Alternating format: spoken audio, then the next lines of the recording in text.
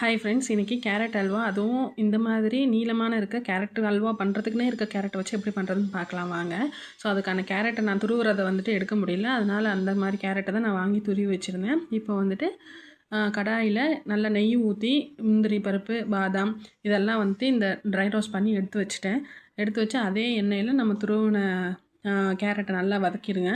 வதக்கிட்டு ஏலக்காய் பவுடரையும் தனியாக அரைச்சி வச்சுக்கோங்க. ஏலக்காய் தனியாக வந்துட்டு நல்லா வந்துட்டு அரையாது, அதனால் கொஞ்சமாக சர்க்கரை சேர்த்து அதையும் அரைச்சி வச்சுருங்க. இப்போ நல்லா அது வதங்கட்டும், நல்லா வேகட்டும். நல்லா வேக வச்சுருங்க. நல்லா வெந்து ஒரு ஒரு 70% வெந்துடும். அந்த ஸ்டேஜில் நம்ம காய்ச்சி ஆற வச்ச மில்க்கு, அந்த பால் வந்துட்டு ஒரு கப்பு தேவையான அளவு ஆட் பண்ணிக்கோங்க. அதுக்கப்புறமா நீங்கள் பத்தலைனா கூட மறுபடியும் ஆட் பண்ணி நீங்கள் கிண்டிக்கலாம். நல்லா கிண்டிகிட்டே இருந்தீங்கன்னா இந்த ஸ்டேஜில் நல்லா கொஞ்சம் மசிஞ்சிடும். மசிஞ்ச ஸ்டேஜில் நம்ம ஏலக்காய் பொடி பண்ணி வச்சுருக்கோம் இல்லையா, அது நீங்கள் எடுத்து இதில் போட்டுக்கோங்க. அப்புறம் நெய் ஒரு ஸ்பூன் ஊற்றிக்கோங்க. எல்லாம் ஊற்றிட்டு நல்லா வதக்கிடுங்க.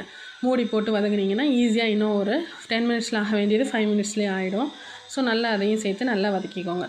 வதங்கினதுக்கப்புறமா இந்த ஸ்டேஜில் இப்போது உங்களுக்கு ஒரு கப்பு 1.5 கப்பு சர்க்கரை போட்டுக்கோங்க. ஏன்னா வந்துட்டு நம்ம இப்போ 2 கப்பு கேரட் எடுத்தோன்னா 1 கப்பு 1.5 கப்பு கரெக்டாக இருக்கும். உங்களுக்கு ஸ்வீட்டுக்கு ஏற்ற மாதிரி சர்க்கரை போட்டுக்கோங்க. எல்லாம் போட்டு அதை கொஞ்சம் நல்லா தண்ணி விடும், அது நல்லா ட்ரை ஆகிற வரைக்கும் மறுபடியும் மிக்ஸ் பண்ணுங்கள். அதுக்கப்புறம் கொஞ்சம் இந்த ஸ்வீட்டை என்ஹான்ஸ் பண்ணி கொடுக்கறதுக்காக சால்ட் சேர்த்துக்கோங்க. அதுவும் சேர்த்துட்டு லாஸ்ட்டாக ஒரு ஸ்பூன் நெய் விட்டு அதுக்கப்புறமா ஏலக்காய் பொடி இருந்துச்சுன்னா அதையும் கொஞ்சம் எக்ஸ்ட்ரா தூவிட்டு நீங்கள் நல்லா கிண்டுனா நல்லா அந்த மாதிரி கலரில் இருந்துச்சு பார்த்தீங்களா. இப்போ வதங்கினதுக்கப்புறம் இந்த ஸ்டேஜ் இந்த கலரில் வந்துடும். இப்போ நம்ம ட்ரை ரோஸ்ட் பண்ணி வச்சுருக்க முந்திரி, பாதாம், ட்ரை கிரேப்ஸு இதெல்லாம் சேர்த்து நல்லா வதக்கிடுங்க. வதங்கினதுக்கப்புறமா ஸ்மெல்லு நல்லா சூப்பராக வரும். இந்த ஸ்டேஜில் இப்போது நீங்கள் கொஞ்சம் ஆற விட்டுட்டு அதை எடுத்து சாப்பிட்டிங்கன்னா நல்லா ஜூஸியாகவும் டேஸ்டியாகவும் இருக்கும். Thank you, bye bye.